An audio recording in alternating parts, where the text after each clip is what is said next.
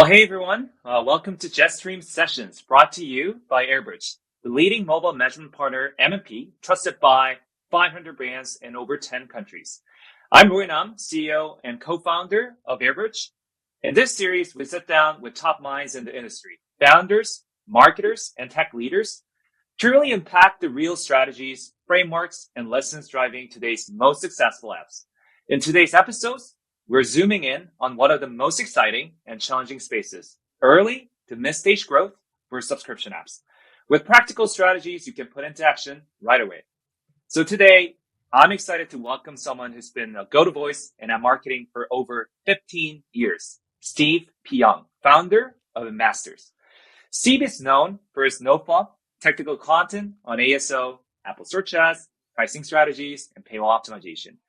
If you've been ever searched YouTube for app growth tips, you've likely seen one of his videos. His channel is a goldmine for subscription app founders, packed with practical insights and interviews from the best in the space.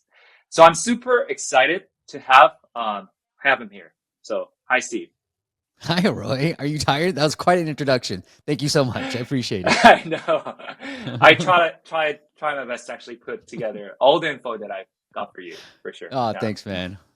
I Yeah. appreciate it. No, thanks for taking your time.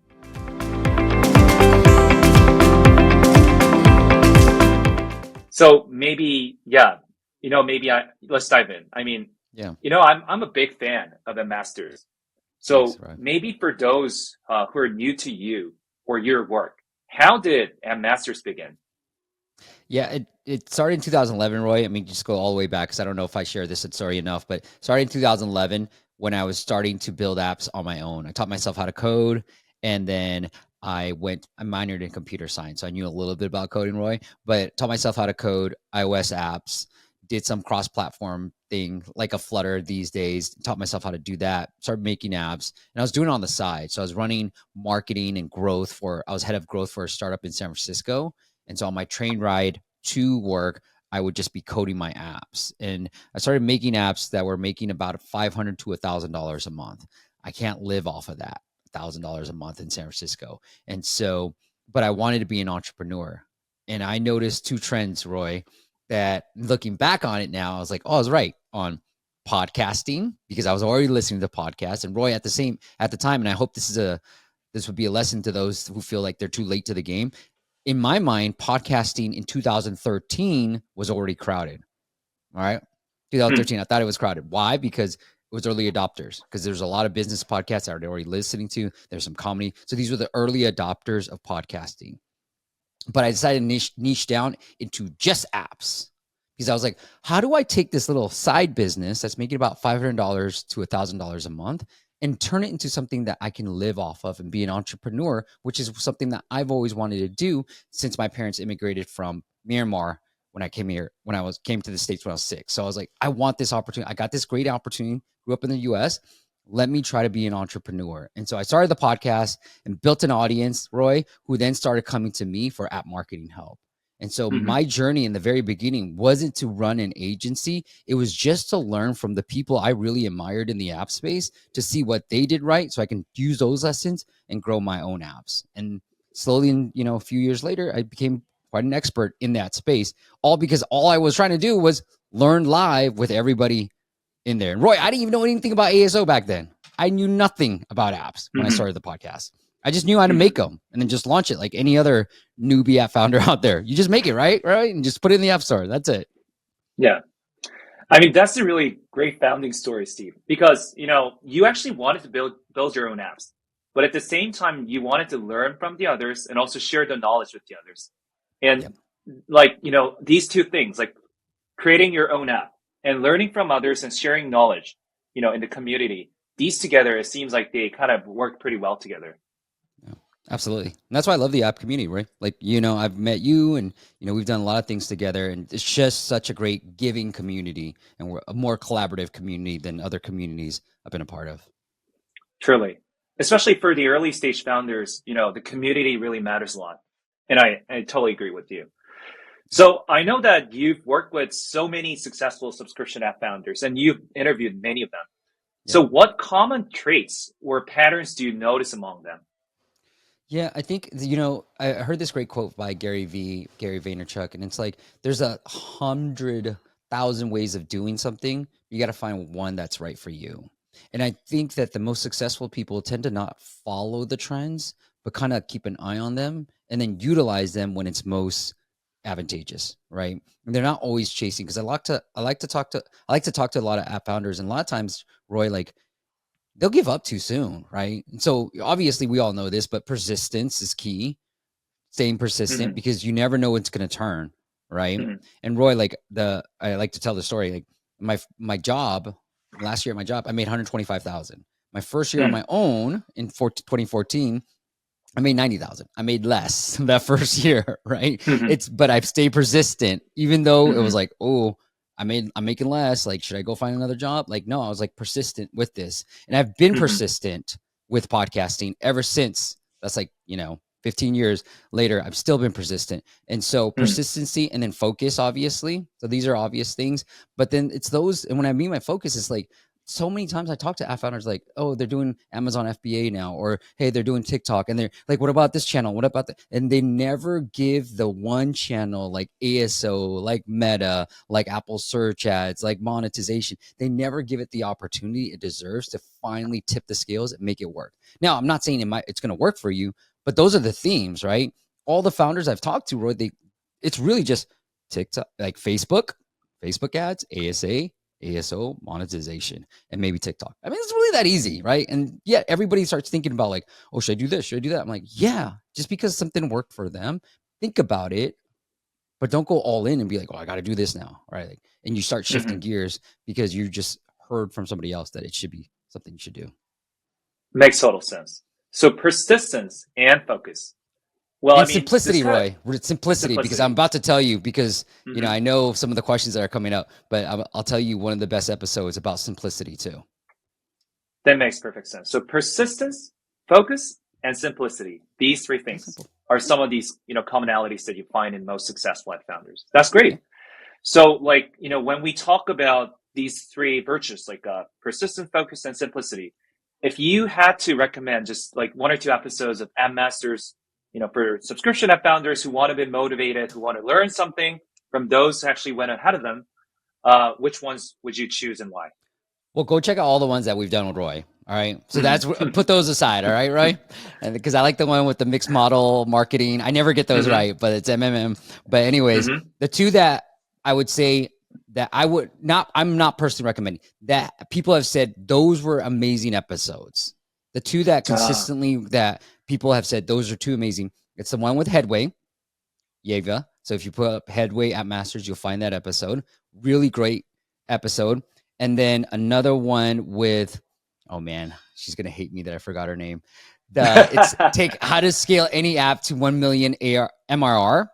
hmm. And that one's a great episode. And those are two that people have always come back to and said, hey, you got to watch this one. You got to watch this one too. So let me find the name.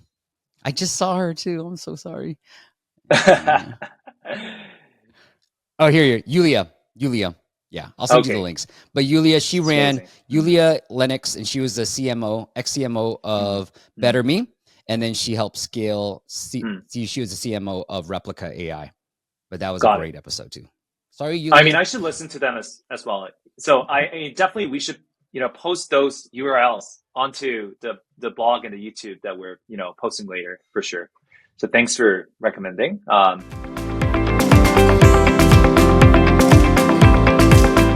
So I want to actually maybe deep dive into some of the more like some of the topics that we want to discuss today about the early to mid stage growth for subscription apps.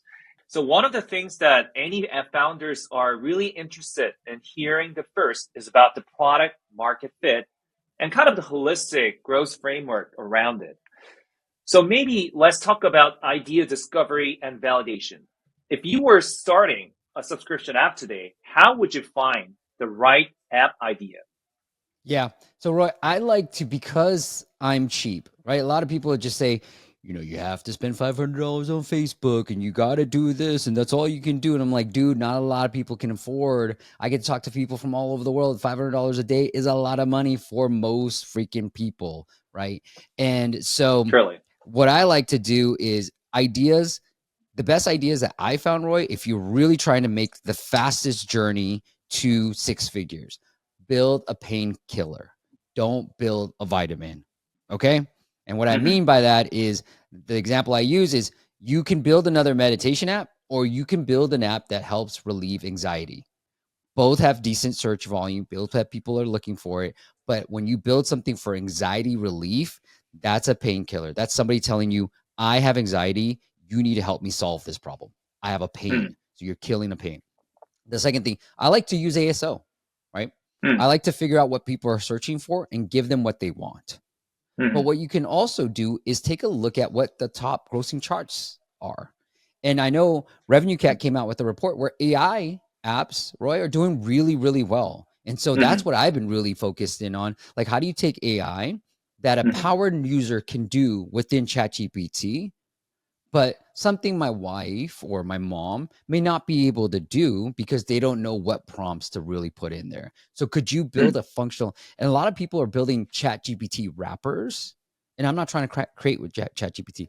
Could you utilize chat GPT to give people what they are actually looking for?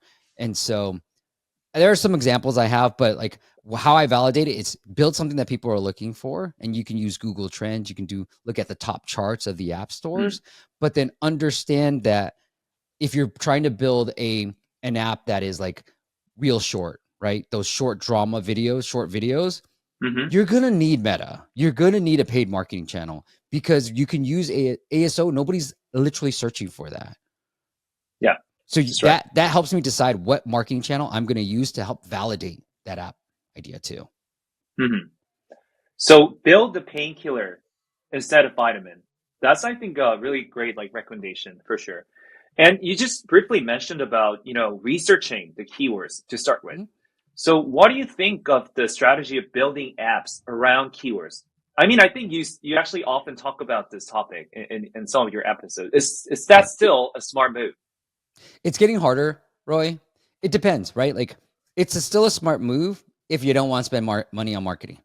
Definitely a smart move, right? If you don't want to validate your idea, having to spend $300 on Facebook, right, a day. Hmm. So if you don't want to validate your idea that way, yes, use keyword. What other choice you have, right? Now it's becoming a lot harder though.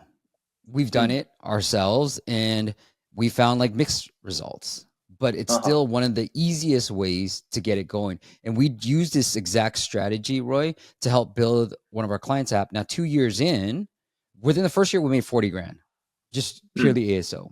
And then we It's went amazing. up to, that was in 2013 and 23, I'm sorry. And then Hmm. he was like, okay, now we grew it to 7,000 a month, just purely Hmm. organic, right? But that was Hmm. like a year and a half later. And then Hmm. now we're running meta ads. And so Okay. since then, we've been able to take it even more to 5 figures a month. Now it's Hmm. like it's been a slow journey, but now this was the app that allowed our client to become Hmm. an indie developer on the Hmm. side to indie developer full time. So I'm super proud of that because that's who I love to help. It's the app founder with the dream, just like I had back in 2013, who can finally afford and follow his dream of being on his own and having apps support his family. And he has a Hmm. kid and everything. So it's a great, Great yeah, I story. love it. Yeah. Always great to see, a founder succeed.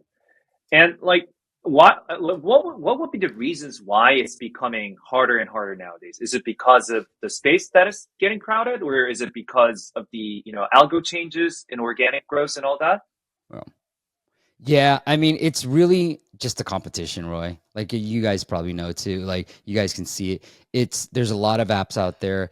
ASO is a mature space. A lot of people understand it now. A lot of people watch my stuff, and so they understand all. Then we're all going after the same keywords because I've showed them exactly how I find these keywords, right? And so I think it's more of that, and then it's the hardest part is finding the keyword. The times that Hmm. we've just like knocked it out of the park, immediate results, Roy, was, oh, we found the keyword, right? We found the Hmm. keyword that nobody's paying attention to. And so we were able to get to number one, and then that helped everything else. But it's just Hmm. very hard to find these.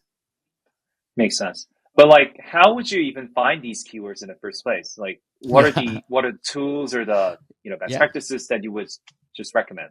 You have an app idea, Roy? in your Well, time head? to time, I actually some of these ideas pop up in my mind, but many of them just slip away. Yeah, Okay, well, if you had one, I could go to a live example and show you one. that'll be great. Well, I was recently thinking about kind of reminder stuff that Hmm. often the time I get a lot of these messages, and some of these messages I kind of like they kind of slip in my mind because I'm too busy, or maybe I'm just doing something else. Yeah, So yeah. sometimes I feel like I should need an AI assistant where I just tell him about all of these pending agenda or pending things or tasks that I'm having, so that maybe in 3 hours later, 5 hours later, they will come back to me and maybe just keep bugging me that until I finally, checks them all out, something like that. Got it. So it's Mm, like an AI reminder. Hey, I just voice activated. I just say, hey, remind me, blah, blah, blah. Something like that using AI. true that. Great. Yeah. So here's what I do. I'm in Google Trends right now. And for those who are just listening to this, I'm on Google Trends and I love AI. So Roy, thank you for putting that. So maybe reminder AI, Roy, or what do you think? Yeah, I think reminder AI is a fair term to use. Okay. Let's try it. Let's see if I get anything. Okay. So here's what I like to do. And I'm going to move certain things around so you guys can get a better screen. I'm going to scroll all the way down. I put reminder AI just to see what the heck would happen. We have no idea. Roy just told me right now. So I'm doing this live just to show you. So obviously you can do rising. Now this is top too as well. So I like to see this rising. Now you can see here Gemini AI. This might be my little tool. So I have keyword everywhere installed so I can see the volume of searches by month, right? And so Hmm. humanize AI as an example. I'm like, what is that keyword? Right. So now I'm starting to realize, okay, this might not be what you're looking for, Roy, but I'm looking at now humanize AI. And this is what I do. Hmm. I start Googling it. And I'm like, what is this? Is this a brand or what? I'm like, okay, maybe it's a brand. Maybe it's this one, right? That people are searching for. So now I'm starting to see like, hey, are people searching for it? Yes, there's 2 million searches for this in a month, right? That's And really is the cool. trends going up? Yeah, it's actually going up. And now I can actually see other things, other keywords too. I'm gonna load these and I can start searching more. And this is how I've been able to find these keywords. So you have AI debt. I don't know, but humanize AI. Okay. So now you start to see certain things. And now let's put like Walter AI. That's coming up. I don't have no idea what this means. So let's put this in. Humanize AI detect. Okay. So AI reminder app. I'm just going to put exactly what you put. So now you can see there's nobody searching for this, right? Oh. So it's like, okay, well, that's no problem. It's no problem, but maybe it's an AI daily assistant. Okay, now you're like, all right, I'm starting to see how much. Now I can put this app into Sensor Tower and be like, how much is this app making, right? Well, let's go back to humanize AI because I actually know a little bit about this keyword. So I'm giving you a free keyword. And this is what I like to do. I like to come into, I use app follow, but you can use app figures as well. But I'm going to use humanize AI.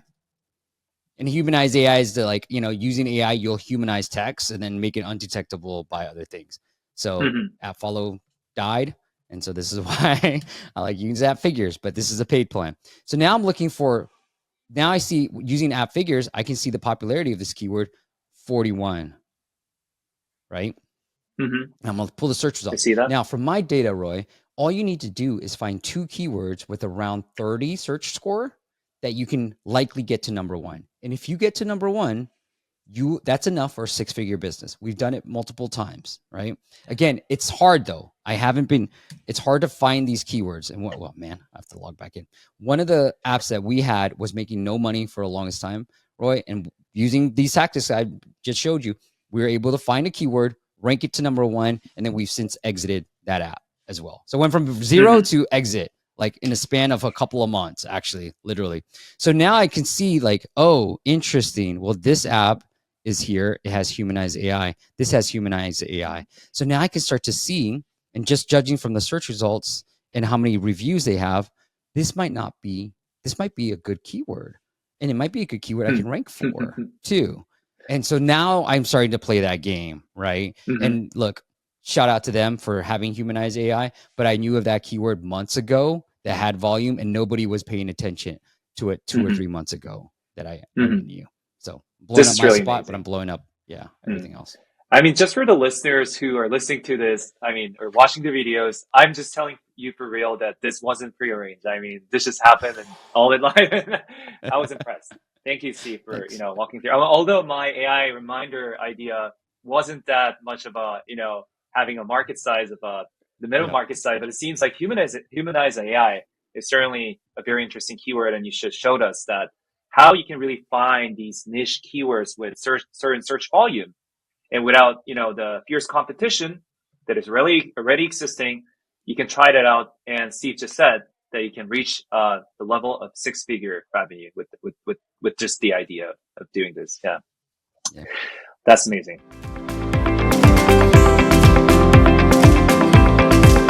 So I mean, let's just say that we locked in the keyword and I built the app around it, and maybe after a soft launch, how do you know if your app is scalable or even that it can survive? Like, what are the early signals do you track or see the KPIs? Yeah, that's a great question, Roy. So, like, obviously, if because we've done this same exact practice and we've been able to get keywords in number one, but sometimes it doesn't hold.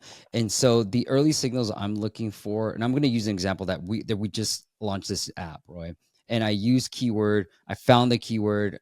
I was like, this is low difficulty. We're going to go after that keyword. We immediately started running Apple search ads on that keyword Mm-hmm. using a campaign structure that is internally our unique way of approaching it. And I was able to get about $1 per install using Apple search ads, right? And the keyword wasn't as difficult. So I'm not competing with a lot of different people. Not a lot of people are going after these keywords. So that's also another reason why I'm able to get it cheap. We're at about 70% ROAS. That means I'm losing money. So I'm spending 10, I'm making 7.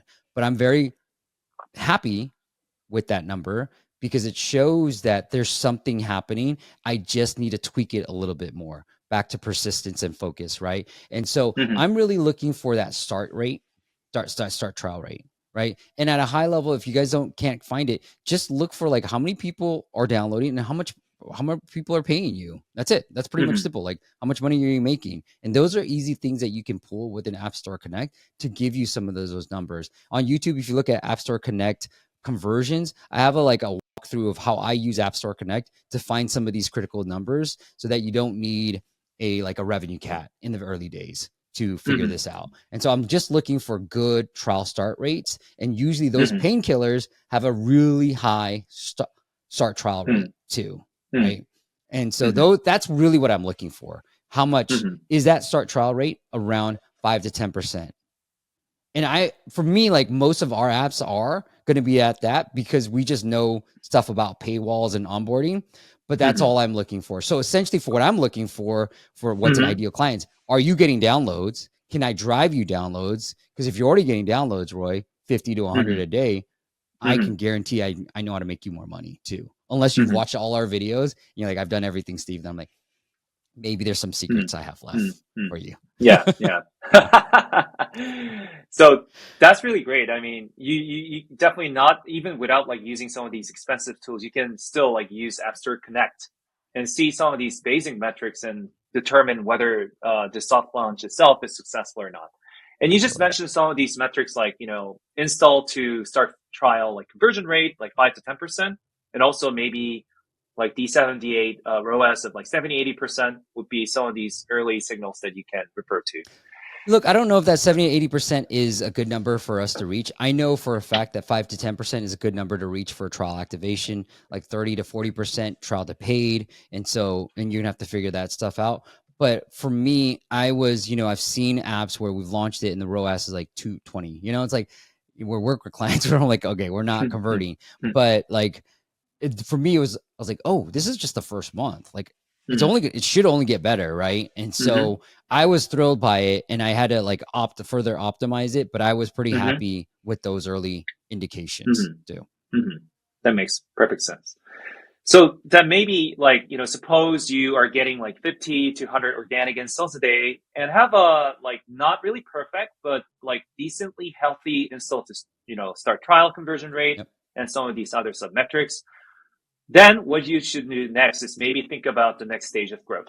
So what are the three most important areas to focus on next for growth? If you just barely took off and you believe that now you have set the stage for growth, let's just say. Yeah, I Yeah. think so. What I would do is like if you have a healthy trial, and now I'm going to show visuals too, because I just learned better that way, Roy. All right. And now I'm going to show you real examples of apps that went through this exact thing. So this is one of my, don't worry, I will not send you this. I spent so much time building it. Okay. So don't ask him, but it's literally a spreadsheet. And one of my friends recreated it. It's like, Steve, I like this so much. I just recreated it so you can recreate it. But essentially I have this. So this is, Roy, about 100 downloads a day, like roughly, right? So I can even put this at 3,000. So that's Amazing. 100. This is one of the apps that we had. Okay. So it's getting a 13% trial activation rate because we had a hard paywall, because it was a niche app and it was a painkiller. That's higher. 10% is good. Anything above 10, like anything above 20 is awesome, but above 10 is good. Like that's a great mark to be. So we're at 13, and then we're getting about a 35% trial activation rate, and we're charging $60 a year. That's easily a six-figure business right there, right? And certain months we're getting 10,000. The downloads would fluctuate between 3 and sometimes maybe 4,000. It would just fluctuate this much, right? So given that, like now we can reinvest in growth, right? Depends on what your long-term strategy is. If your long-term strategy is, hey, I'm completely happy with this, I would still spend a little bit on growth, like Apple search ads, just to get more downloads. Can I get, now that and I like this chart, it's like now I know, revenue per download is roughly about $2. So if I can get $2 per download, I'll be happy with that. So now I'm going to run some ads, because and this is a mistake I made, Roy. I felt like, for me, I was like, yeah, we're making 10,000. Let's just leave it as is, right? But I think that's wrong. You have to like at least try to reinvest a little bit into ads just to make sure you don't decline, because this app has since declined, right? Because we we didn't pay attention to it. So your job would be to continue to try to grow this as much as possible and hit a level where you're like, I have enough money. Let me now spend some money on ads. And that's what we did with that client I told you about. And this is like one of my favorite case studies of the year. I'll show you this real quick. Roy, stop me if I'm going too long. All right. No, this is all helpful. Yeah. This is exactly what people would like to know. Yeah. And thanks, Steve. So this is the app I told you guys. We found the keyword. We launched it in March of 2024 or 23, and we were able to generate 43,000. And this was purely off of ASO. Okay. If you don't believe me, I always have this chart. You can see sales by source type within App Store Connect 2023. You can see most of it's coming through App Store search, which is ASO or ASA, but primarily ASO in this case. He didn't want to spend any money. So now we took it to about 7,000. And this is where we're at, right? Like, Roy, you're like, okay, you're getting this much. Like, what else? Just think about getting more downloads. So we started running Meta, and we're able to take it over 13 now. And now it's since gone like even higher, but constantly changing the paywall and making sure you can squeeze out of it. So I would say like really pay attention to your sales, really pay attention to your conversions. Going back to simplicity, most of the successful people keep things simple. And most of the people that get distracted, they think about too many variables at once. The more simple, the better. And so that is for us, what he did was when we found out, to make a long story short, we found that we're just breaking even with Apple search ad or with Meta, right? This app refer. Because you can see like we weren't running anything, we weren't getting any downloads from app refer until we started running some Meta ads around September, right? But we were spending about 3,000 and making about 3,000. But Roy, remember, we were only making 7,000 with App Store search without Meta. But now, without like much help from ASO is now going up too, right? And so back to what our conversation from like, I would say like a year and a half ago, when you were talking about mixed model marketing, it's true. Like you have to look at this, because you would have think that, oh, you're just breaking in on Meta. But I'm like, Meta is doing much more than it's getting credit for. And that's what this case study is. So if you're doing so well and you've fully optimized everything else, now it's the top of the funnel problem.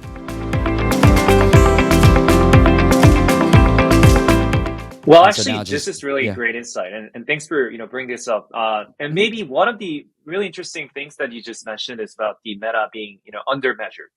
So sometimes like we kind of see that like, oh, we're break even, but there's kind of like more than that. We know just by looking into data, there's more than that. So that is the reason why we would use terms like organic multipliers or some of these organic effect, just to describe this kind of phenomenon. So what do you think about, these things? Like, even if you, barely meet the break even, still you're getting a lot of more traction than just that. Yeah. I think you got to keep going. This is because this Roy, I thought I was talking to the client. I was like, dude, we should turn off Meta. He's like, what? No, Steve, it's going well. I'm like, but I don't think we're making that much money from it. Like you're spending you're spending more than. He's like, no, I think we're about breaking even. So I was like, all right, fine. Let me look at the numbers.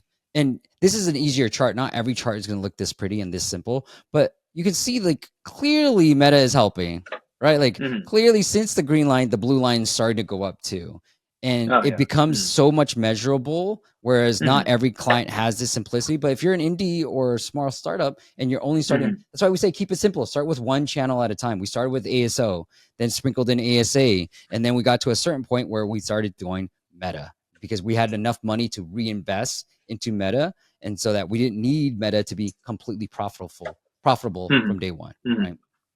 That's really amazing. So I think it's the perfect timing to talk about, the question that I prepared for you, which is about the compound impact of, strong ASO and maybe the correlation and the mutual influence between the ASO and the paid ads. So, Yeah. like, do you think that ASO and paid ads, do they actually influence each other in a good way? And how can it really enhance performance in channels like Apple Search Ads or Meta, especially? Yeah. So yes. I always say if I had to do ASO for a client that's already doing paid marketing, user acquisition, I'd rather do that because it's going to be a lot easier. Because part of the ASO algorithm is download velocity. So how many downloads are you getting? If you're purely just relying on ASO, well, shoot, and you're not ranking for any keywords because you just launched, well, you're going to have a problem here, right? And Mm-hmm. so I do not think, I know. So I like to say think because I don't want to be 100, I'm not 100%, but Mm-hmm. I'm 99% sure that Apple search ads and ASO, no correlation. It does not matter. You running Apple search ads is not going to help your ASO. I've done it. I've tested it. Mm-hmm. I went aggressive on one keyword that I really wanted to rank for. I put a Mm-hmm. really max budget on that, a max cost per tap. Didn't care what the cost per installs did. I was like, Mm-hmm. here, go spend the money Apple search ads and let's see what happens to ASO. Nothing, Roy. Nothing. So, but there is, I know for a fact, based off the chart I just showed you, that there's a strong correlation with ASO and Meta because there Mm-hmm. always is going to be a section of the audience that sees your ad and then rather than clicking on that ad, searches for it in the App Store. And so Okay. your brand search volume starts to Mm-hmm. go up. And Mm-hmm. ultimately, Roy, what you want to get to is, I know you said the 500 to 1,000, what important areas. It's almost like brand too.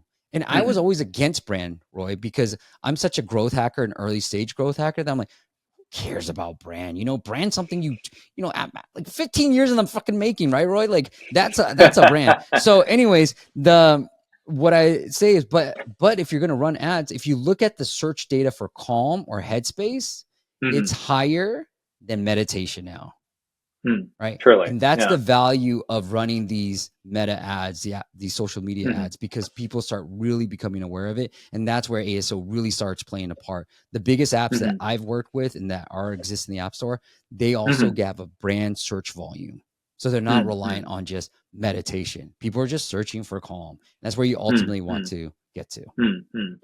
That's really amazing. So some of these, paid ads, especially the short form videos or display ads on Meta, TikTok, these platforms, it naturally leads to, as you mentioned, brand search keyword volume increase and also maybe increase like install velocity. And all of these things factor into ASO rankings and all that. And certainly we've just seen a real example that once you start running Meta, it's not just going to increase the app referrer traffic, but it's also, there was just a huge jump in terms of organic traffic as well. So that's really a very important point that we all have to keep in mind. Yeah, for sure. Yeah.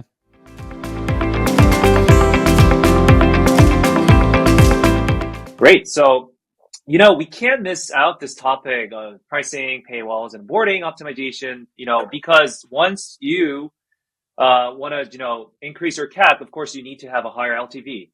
And probably the easiest way to increase the LTV is, of course, the pricing, paywalls, and onboarding optimization. So what's your framework for approaching pricing and paywall strategy? What defines success here? Well, those 5 to 10% trial activation rate, right? I think the paywall and onboarding, like, did you explain what your app does properly? Did you show social proof? Did you gather information about your users? And did you get your paywall to show up? That would be the simple form. You want your 100% of your installs to see your paywall. It's the easiest way to make more money from your existing installs you're getting, downloads.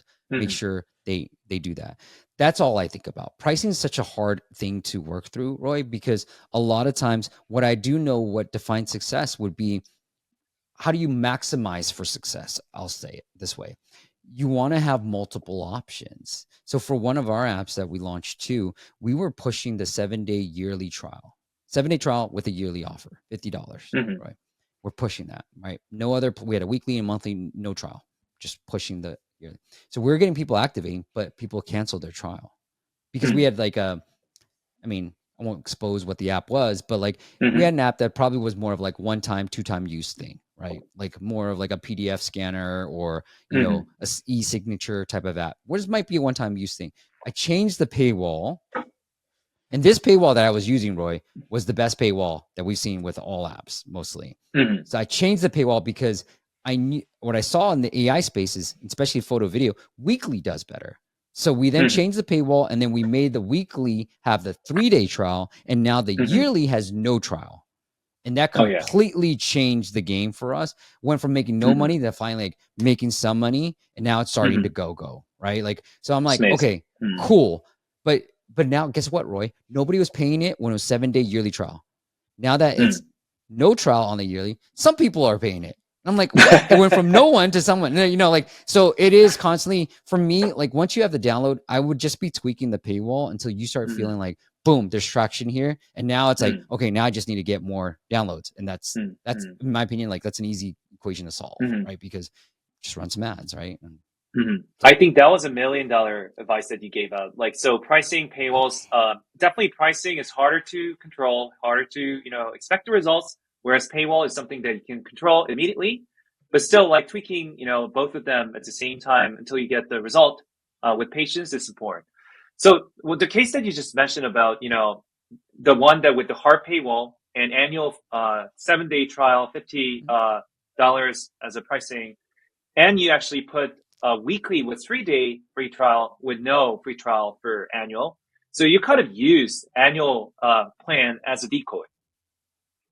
I mean, yes and no. Like I didn't, it wasn't, so I usually have, when I talk about decoy pricing, I usually am referring to three plans. And so right now I'm only giving the yearly and the weekly. So I'll kind of show some paywalls too here. Yeah, I'll give you some visuals. So let me put this all together. Unless you want me to do it live, and I'll do it live, but let me put this together. So here's what we did. Let's get into it. All right, so here's the look and feel. We went from this paywall, and this was one of our better performing paywalls, to this paywall with this app, and we saw way better results. So went from a 7-day free trial, the plan's all bad, to the yearly. So this, don't pay attention, this should be yearly. To this paywall where yearly had no trial, but when you enable trial, then the weekly had it, and people started buying yearly out of nowhere. So when I forced the trial on the yearly, hardly anybody was buying. But when I just showed it like this, so the decoy one here is the monthly, right? We're trying to make the yearly look cheap. So this is the decoy pricing. And so generally what I like to do is monthly generally has the worst LTV, right? Weekly does better for certain category of apps, and yearly does better for most apps. So the monthly then becomes my decoy. And what my case study shows is that, let me see if I can find it. Doing the math for the user like this does increase conversions. And so what I mean by that is right here, as you can see, this paywall has continue, and we're pushing the yearly, and we show the monthly prices as yearly. We've calculated for them so that now they can compare 60 versus 120. And we saw a 38% increase when we did the math here in the left versus not doing the math and just showing an arrow on the right.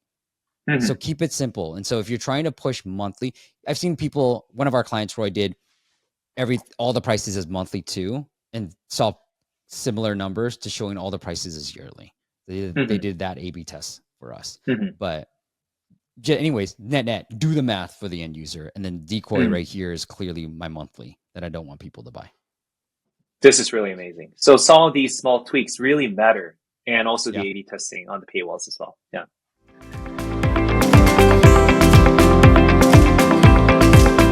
So then, like we talked about ASO, paywalls, and pricing a bit.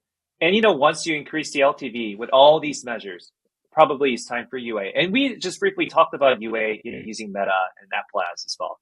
So, what user acquisition strategies are working best for early stage apps with like tight budgets?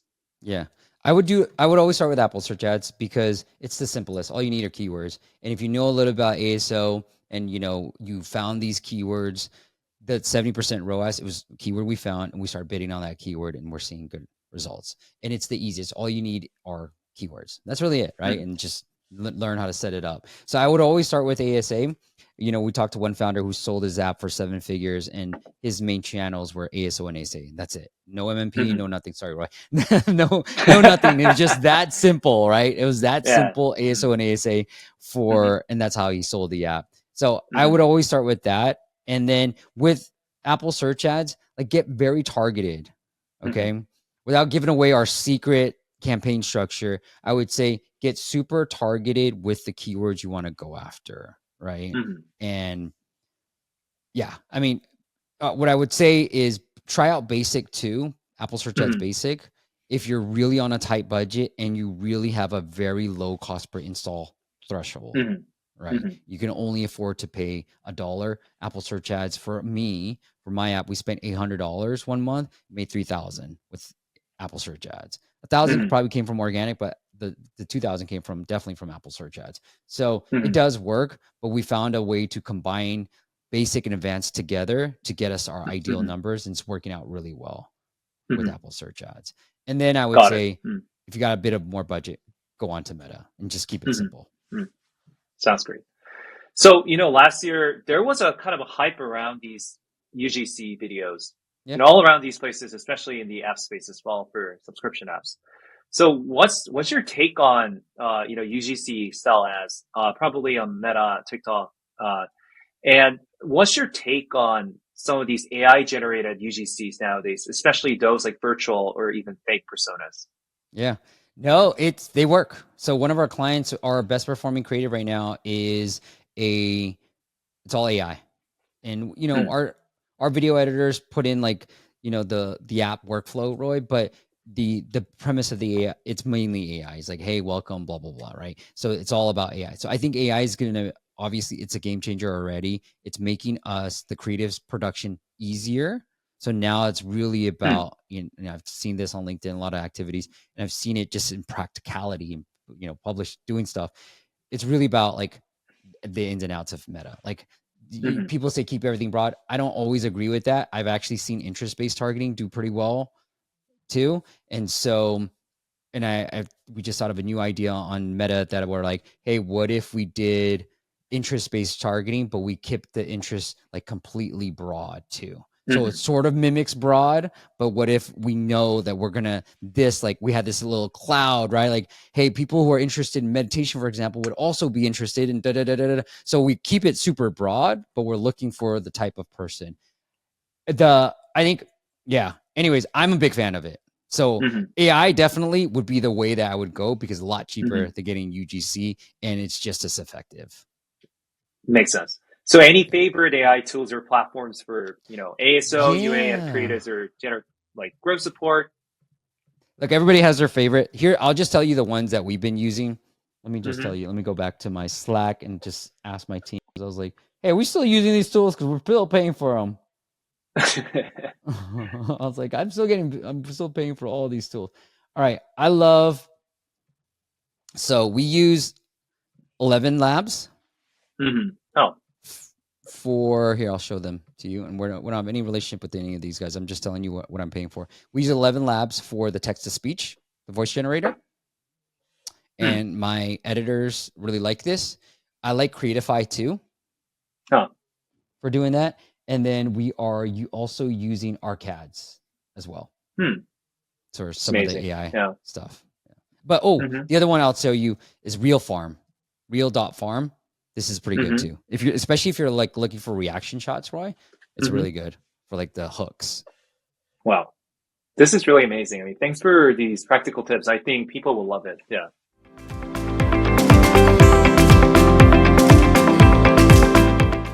I think, we have talked about a lot of these topics today, like ASO, how to get all these app ideas, pricing and paywall and onboarding optimization, as well as the AI tools and user acquisition. And thanks for sharing all the details with the screenshots and actual live examples. So before we wrap, like, what's one final piece of advice or growth hack you would like to leave with the subscription app founders? Something they can try right after listening to this. All right, Roy. I got you, bro. I got you. Okay. Here it is. This is what I call the greatest growth hack in the world. All right. Let's see what it is. Let's see. Let's see if it lives up to it. Obviously, I'm having fun. Okay. I'm having fun. I put duh world on purpose. All right. Here's what you want to do. You want to put your ratings prop during the first time user experience. All right. The earlier, the better. Obviously, do a little bit of ASO. You don't need to go after that many keywords. What I've been telling people now, Roy, is just target 6 to 10 keywords.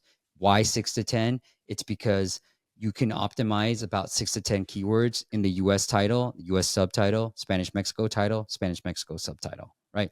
Those are the highest weighted spots, in my opinion. So, and why 6 to 10? You need to find 2. So you're not going to be right all the time. You need to rotate between those 6 and 10 to find the 2 that you can really rank for. Here's what you're going to do. I know people are going to be like, I can't give a lifetime offer. Okay, then go spend money. All right. You're looking for a growth hack where you don't spend money. So give away, create a lifetime offer. You're going to make it for free for just 2 days. You're going to promote this lifetime offer on App Advice because they're free. Or you can do it on our website, Indie App Santa, which is like Groupon for apps. And you can, I would recommend making still for free, but you don't have to go free on our on Indie App Santa, but you do have to go free on App Advice. Okay.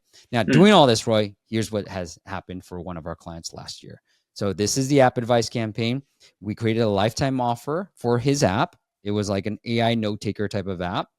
We did the ASO already. I found the keywords showing some of the strategies I kind of showed you already. I was like, ooh, I like this keyword. Let's call it. We renamed the app completely. We did the paywall that I've just showed you to, created the onboarding experience, showed them what to do. And here's what happened to the app. So we made the lifetime offer $150 for free. AI note taker, Roy. There's costs associated with the app, right? He was willing to forego those costs. We generated 106,000 downloads just purely from running on App Advice in a matter of a couple of days. We had 800 new ratings because we're asking for it during the first time user experience, right? 200 in the US, 600 worldwide. We made $7,000 within the first month after doing this campaign. Well, how was he doing before? He was making a few $100 a month. He launched in July of 2023. He worked together. We started working together December 2023. January, when we ran this campaign, we made $7,000. Then went to 6, went to 5. You're like, Steve, it's slipping. What's happening? Well, I'll show you. We had a lot of people. This green line is app refer. This green line, if you look closer, is not Meta. It's App Advice. So even the people that came in from App Advice, but did not missed out on the 2 days of freeness, still ended up paying him. So you can see the ASO really kicked in. So yes, the overall sales were falling, but his sales from just organics started going higher. And after working on this app a bit more, we were up to 12,000 after a few months. And then eventually the app made over $90,000 in 2024 from making just really a few $100 over 90,000. And now this year, Roy, a year later, he's like, let's run some meta. And so now we're trying to scale it even a bit more. But this is how far you can get, right? And such a boost. Yeah. Yeah. It doesn't always work this way, Roy. It doesn't work. But if it works, what other campaign can you spend no money on marketing that will get you this type of results? That's what I'm saying, right? Like, yes, I wish I could do this for every single app. Like, this is 100% sales proof. This is not 100% guaranteed success, but it's like 10%, and you pay no money, but you can get to this. I'll do that all day, every day. For sure. I mean, I know you built an Indie App Santa. Like, could you share more about the app and how app founders can, work with you on that? Thank you, Roy. I love this. So Indie App Center, we didn't build it. We bought it. We bought it in Uh-huh. 2024 from Francois, who created the app, and he wanted to give indie app developers a way to promote their apps without having to pay Meta and all this stuff, right? An easy Mhm. platform. So what we do is, if you're familiar with the way that AppSumo works from a consumer Mhm. standpoint and from a developer standpoint, so it's just like $300 per promotion, but you promote your deal. So you can do, the best way to do this is lifetime free. The second best would be lifetime discounted. The third best would be yearly discounted. But you can Mhm. discount certain things. And if you have that discount, we will promote it on our audience. So we have an app that people are looking for deals like this. And we have a big following on Twitter. Not a huge following, but like, 8,000 plus followers on No, Twitter, it's that amazing. where Mhm. people find more of these deals too. And so Mm. it's just a promotional tool. It's affordable. It kickstarts your app. It complements what I always tell developers is, do it on App Advice first. We've known them for years. I've been Mhm. using the App Advice campaign since 2014, Roy. So I've known Mhm. these guys for years. And I say they're free. They're looking for apps Mm. like yours. So if you're going to give your Mm. lifetime offer for free, do it on App Advice first. And then if you Mhm. want to do it again on Indie App Center, come to us, because Mhm. App Advice won't promote your app for another 6 months. So Mhm. we'll be the in Oh, okay. between while Mhm. you wait for your next App Advice, right? It's So great. yeah, So remember Indie App Santa and Amplifies. Yeah, thanks for sharing that. yeah. So maybe lastly, and most importantly, how can we find you? How can founders work with you or join your community? How can they, listen to your podcasts and all that? Yeah. Yeah. Look, if you want to work with us, what I always say to everybody that's interested in working with us, go watch a few of our videos, right? If you know nothing about me, this is the first time you're hearing about me, go to appmasters.com/YouTube or youtube.com/appmasters and go watch a few of our videos. That headway video that we'll link up, and the Yulia video too. Look, watch those videos, build that little bit of trust, know that I can do stuff, and then reach out to us. Appmasters.com is probably the best place to Hmm. go. You'll find Hmm. everything there. That's amazing. Yeah, thank you, Steve, for sharing all of these invaluable insights. It's really helpful. I think app founders would love it. And please make sure to follow App Masters YouTube channel and podcast, and get all of his practical advice on how you can grow your subscription app. So thank you everyone for joining, and thanks for listening. Roy, if you were going to add this at the end, I do want to say shout out to Airbridge. Thank you guys for all you guys do for the community too. You guys are a great company to work with. So if anybody's looking for an MMP, definitely go talk to these folks at Airbridge as well.